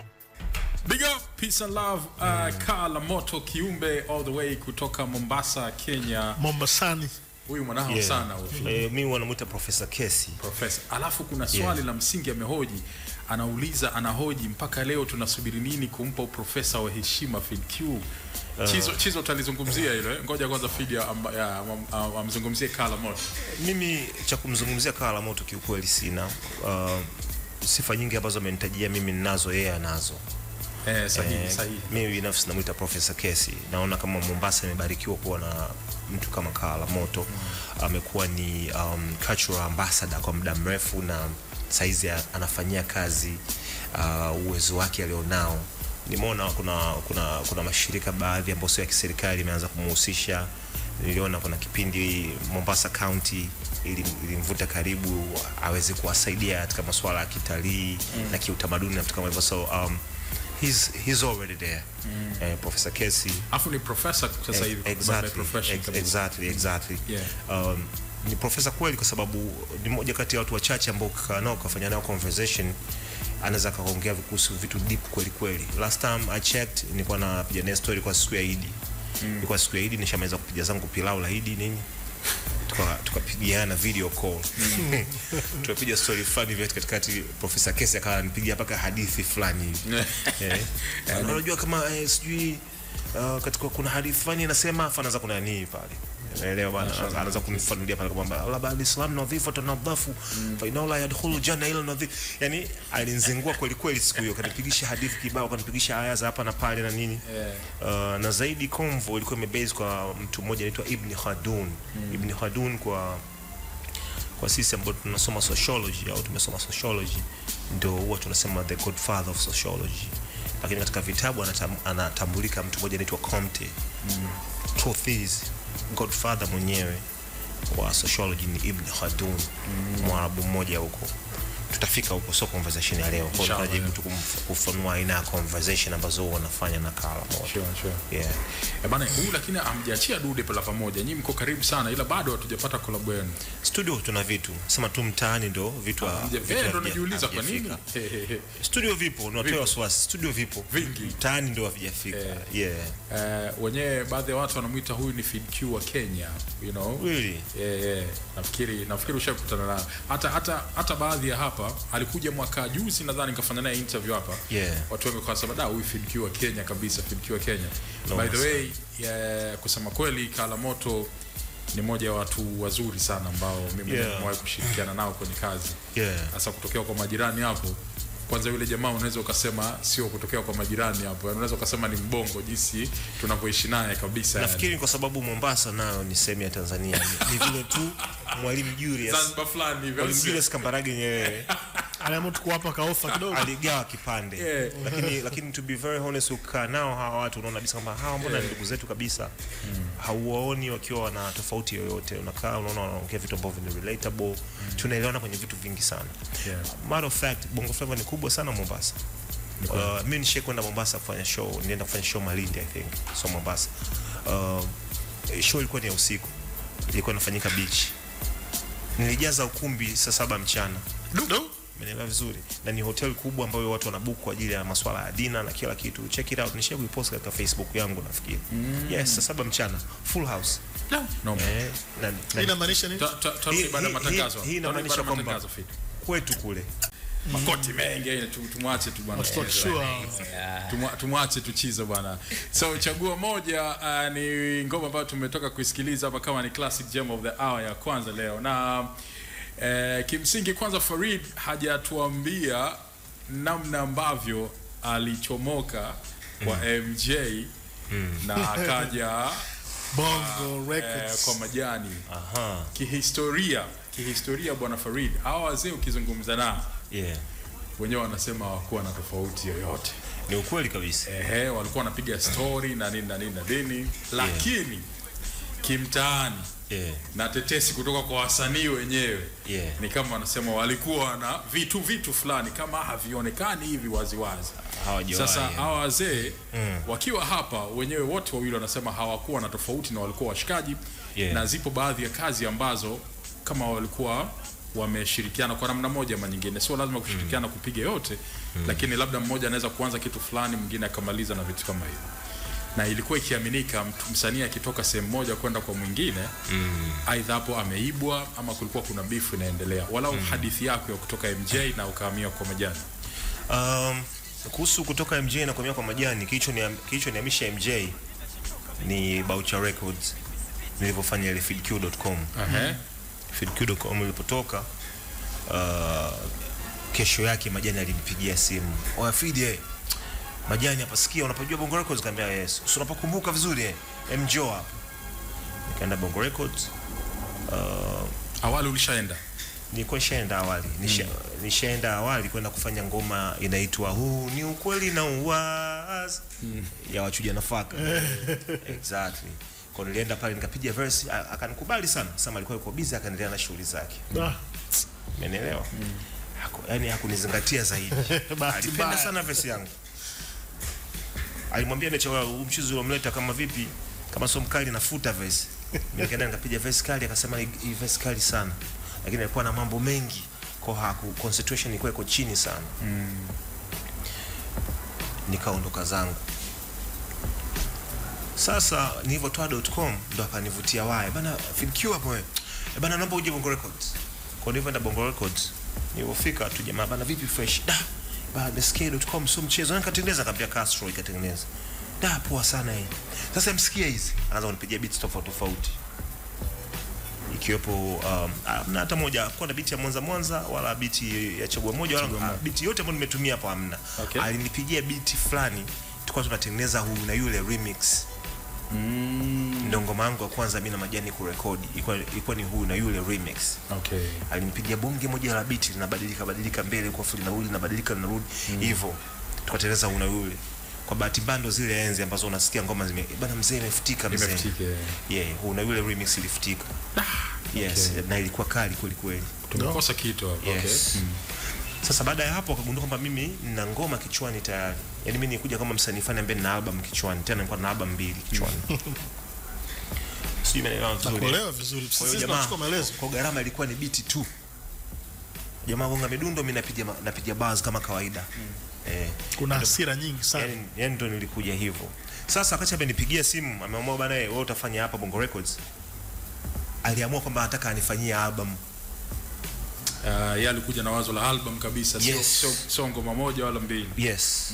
Kwa hiyo ikabidi nimrudie MJ nimfahamishe, sikia bana P-Funk kanivutia waya bana. Ananiambia kwamba anataka afanye na mimi album. Na maisha yangu yote mimi nilikuwa nahitaji album. Sure. Tafadhali naomba ruhusa yako. Kwa maana ipi? Kwa maana kwamba maisha yangu yote mimi nilikataa kuwa mtu ambaye anatokea dirishani. Nilikuwa nataka sana kutokea mlangoni. Unapotokea mlangoni unaondoka na baraka za watu na kila kitu, unaondoa ile competition. Plus baada ya kuwa nafanya kazi na P-Funk, nimejikuta mara nyingi sana na hang na P-Funk na Master J kwa pamoja. Kwa hiyo swala la uadui wao halijawahi kuwepo. Mimi ni shuhuda, ni sharing nao sehemu tofauti wawili, na mimi ndo nilikuwa msanii peke yangu. Na wao kwa ndo matajiri zangu, wananulia drinks nini na vitu kama hivyo. Bana Master alikujaga hapa akasema sometime bwana P-Funk amekuwa akinichukulia vijana wangu bwana. Na ukubali lakini anafanya kuwa sasa yeye imani yake ilikuwa ndogo ya kufanya na mimi album. Aliniambia kwamba sikia mimi nakukubali wewe. Wewe uko na dude lolote wewe njoo record, lakini album tuendelee kumsikilizia Muhindi. Mimi nilivotoa.com kumbe Muhindi kamvutia waya P-Funk. P-Funk. Huyu FeedQ unamrekodi wewe? Ana hii.com unamrekodi wewe? Ambia hapana, lakini naweza nikampata. Fanya naye album huyo. Kwa mimi nilifanya album kwa P-Funk. Muhindi alihitaji album. Kwa hiyo mdosi sasa, kwa hiyo yani mdosi baada ya kupiga kwa Master akapiga huko. Kwa sababu ya dundo.com limetoka kama mtu ambaye anaweza kalipiga kama Majani. Vizuri. Kwa nikuta Majani tayari shakata dili na Muhindi siku nyingi. Kwa hiyo tukaanza kufanya album. Hapo hata Master atahisi kama kuna dili lili.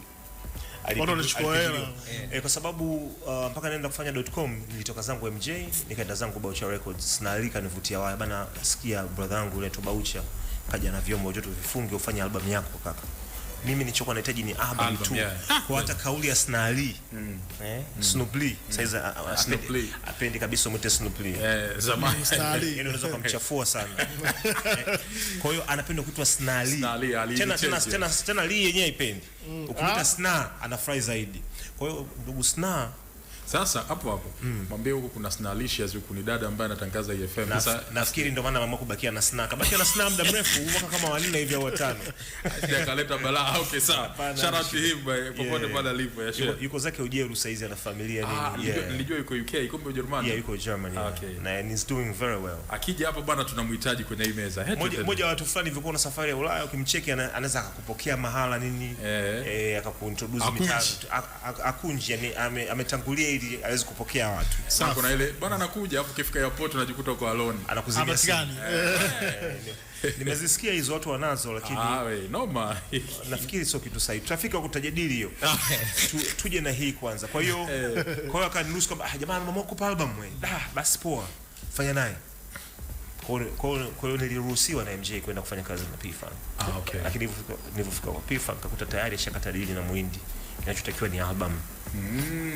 Yeye ndo akaanza kunifanyia album. Album yangu nafikiri pia alikuja kuielewa baadaye. Unajua alikuja kuniambia mwaka mmoja baadaye tumetoa album kwamba oi, nimekaa chini na kwenda kusikiliza vizuri zile ngoma zako. I think wewe ni mwandishi noma sana. Kumbe akawa anamix anafanyaje aje kunisikiza vizuri. Yes. Na ukienda kusikiza nyimbo yenyewe ile ngoma yenyewe ile vina mwanzo kati na mwisho ambao imebeba jina la album. Utagundua kwamba haijamixiwa ile. Yes. Ni rough aliweka. Kwa hiyo ni kama nafikiri sikuwa msanii wake pendwa. Haukuwa chaguo lake hivyo. Ni kama babu tu aliforce king mama. And it's understandable, unajua mtu anakuwa na options kibao. Unajua mtu ana katika roster yake ana Juma Nature, kina AY wapo kule, ana Jemo wapo, kina AY kufanya nini, nafikiri ngoma moja mbili tatu. Moja yake nyingine za kama za kushirikishwa. Ana kina Professor J, kuna kina Soul Thing, wavina utacha na wengineo. Nafikiri nimechelewa kuwa msanii pendwa hapa hivi. Hapo blaza nimekuuliza. Dili alinegotiate yeye na Muhindi. Wewe kuhusika kabisa. Album nyingi ambazo unasijua wewe za zamani, za miaka yetu zile za zama kama za vina mwanzo kati na mwisho na nyinginezo zote. Zilikuwa zifanyiki mpaka Muhindi awe ameconfirm biashara. Umenielewa vizuri. Yaani ni kama kuna flat rate. Kwamba bana hapa mimi nimeshafanya album cha kwanza, labda tatangulizia labda milioni 20 au 30, tatangulizia ipo ya upfront. Ndio unafanywa album kama. Yaani kama kuna flat rate. Kwa hiyo yeye kuiongea sio kama iko kinyume changu, hapana. Ni swala ambalo liko mezani. Yes, na producer kufanyia album ni kwamba unakuwa umeondoka na lile swala la stress za kumsumbua producer kurekodi bure na nini. Anafanya na wewe album kwa anaweza kutenga muda kwa sababu end of the day kuna hela inatoka. Bana Chizwa, nakurudisha kidogo nyuma. Kama utakumbuka issue ya Mzungu Kichaa alipozungumza, alisema kwamba kilichomtoa Bongo Records pale, yeye alikuwa na safari, anataka kuondoka in 3 days. Alafu Majani kapigiwa simu na Mdosi anataka album ya Feruzi in 3 days.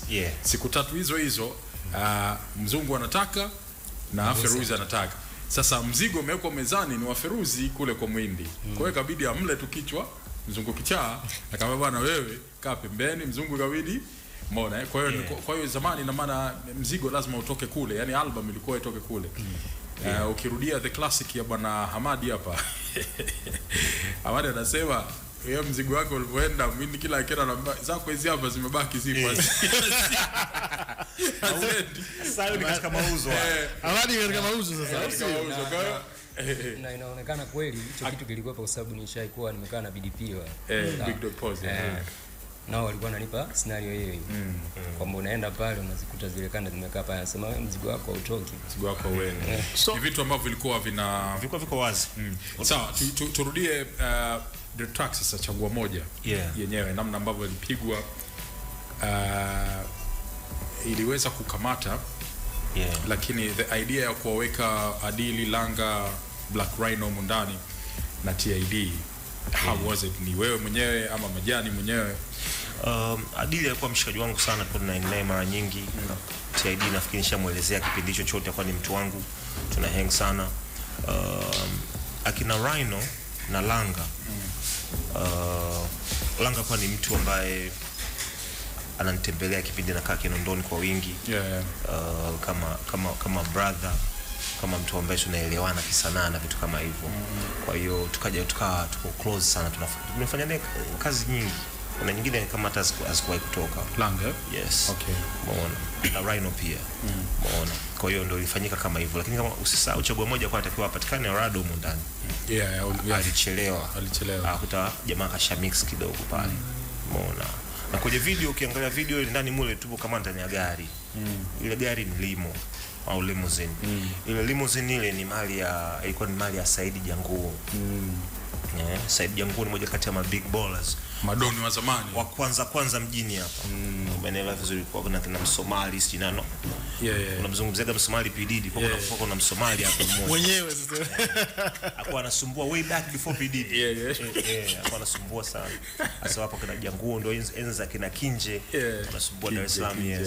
Sasa Jangu TID aliwasiliana na Said Jangu, akaongea naye akamwambia tunahitaji gari kwa ajili ya kushutia video, chagua moja. Ama brother alikuwa anapendaga hip hop, alikuwa anapenda kusupport watu na kama hivyo. Uweze amini akaitia wese, akatuliza vipi mtu anahitaji ma drinks, mnakaja ndani na gari tu kinyonge. Lazima muwe kama mna drinks kwa sababu hizi ni gari za kuball. Sasa unakaje tu kama kinyonge katika city umekaa tu na rap.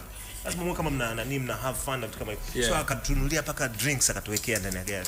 Sijui umeelewa sio? Ilikuwa love sana. Sijui brother yuko wapi, lakini tuna appreciate paka kesho.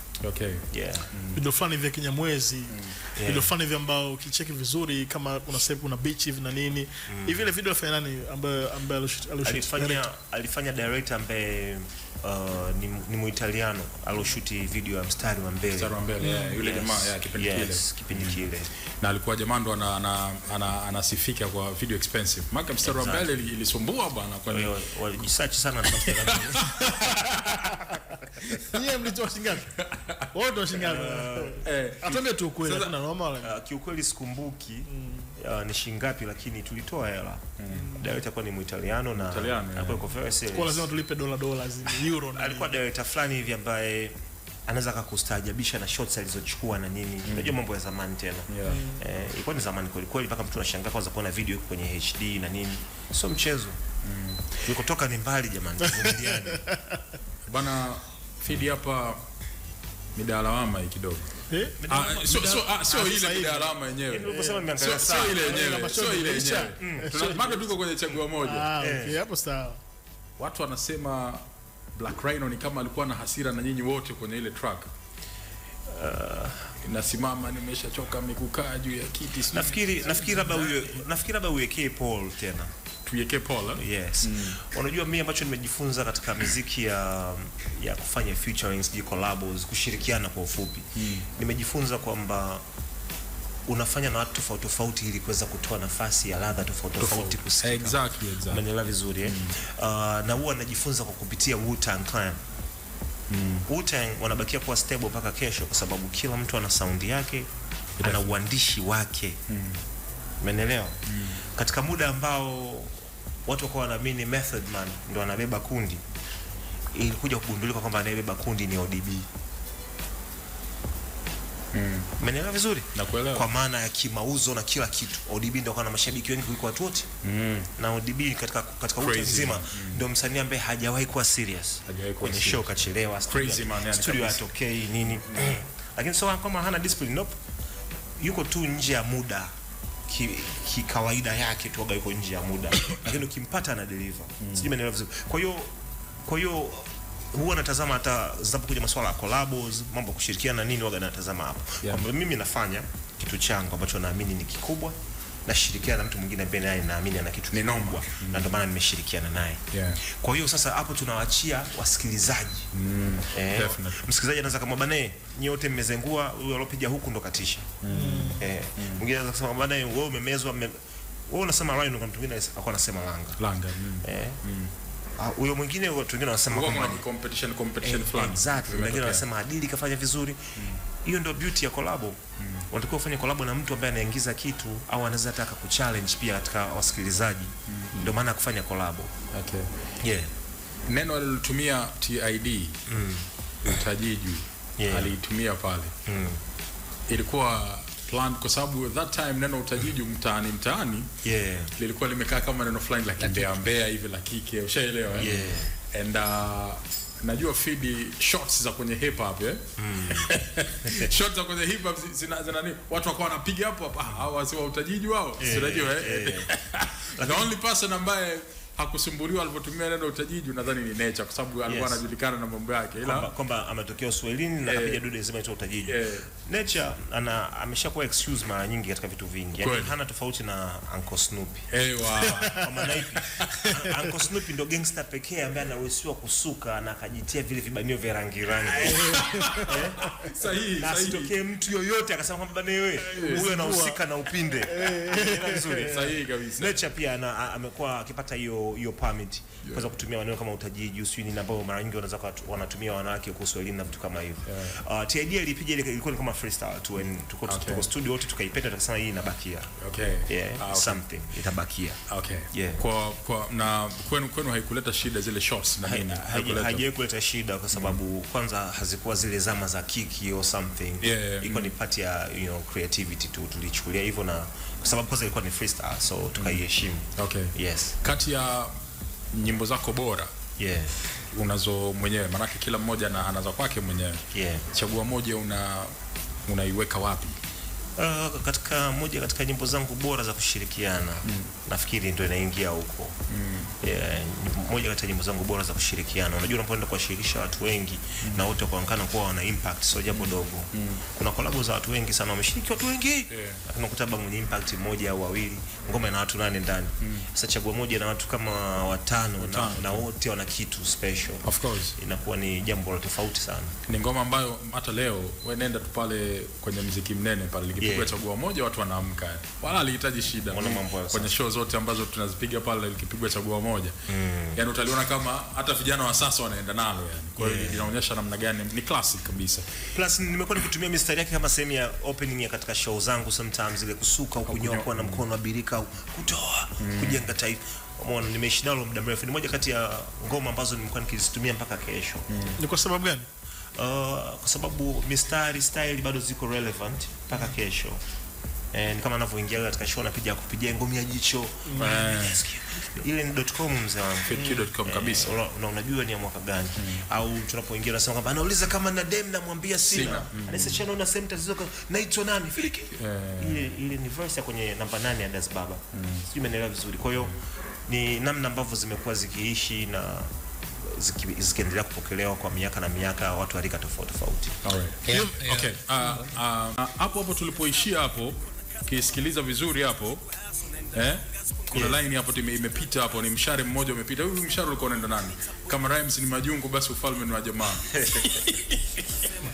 Huyu mshare ulikuwa unaenda hapo, ulikuwa unaenda kwa Msindi au ulikuwa unaenda Arusha huko ambako watu wanakufikiria ulikuwa umerusha mishare wiki?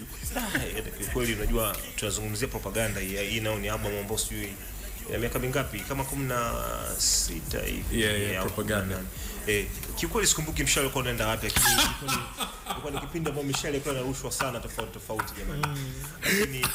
Lakini kihistoria nafikiri sijawahi kuwa na tatizo na Msindi na Afande. Sijawahi kuwa na tatizo naye lolote. Kwa hiyo kwa sababu ya ufalme alikuwa anajulikana mmoja tu naye, kama wanzi ni majungu, basi ufalme ni wa jamaa. Inabidi nikae chini nijiulize leo kunaenda kwa nani huu. Ngoja Fidi. Last week ulisema utajibu swali lolote, ulisema uko tayari kujibu swali lolote. Ni kweli kabisa. Yes. Hii mishare inaaminika. Mimi siamini. Lakini inaaminika huko nje kwamba mishare ilikuwa inaenda Arusha kwa sababu kulikuwa kuna mwamba mwingine ambaye ndio ilikuwa Joe Makini, yani kwamba inaonekana mishare mingi ilikuwa inaenda kwa Joe, na kwa sababu naye alikuwa na ngoma za aina hiyo, ufalme na nini hapo katikati, kwa wengi wakaamini hivyo. Lakini hapa tumezungumzia rhymes, kama rhymes ni majungu, basi ufalme ni wa jamaa. Umeelewa vizuri? So sikuwahi kumuona katika orodha ya wafalme wa rhymes. Kwa hiyo ilikuwa inakusudiwa kwenye wafalme wa rhymes. Nafikiri. Alafu kitu kingine, it's a good thing umeweza kumleta Joe hapo.